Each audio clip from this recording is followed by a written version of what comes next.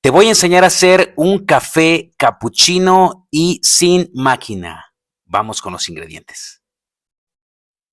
Ok, ponemos agua a calentar para preparar nuestro café. Ojo, a nuestro gusto, con azúcar, sin azúcar, como quieras.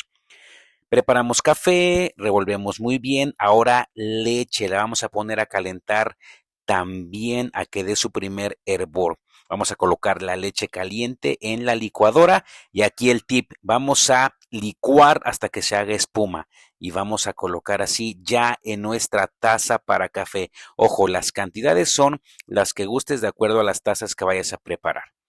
Perfecto.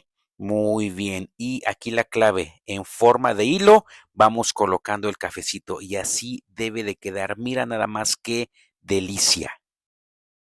Pues listo, chicos, chicas, aquí está. Buen provecho. Mm. Mm.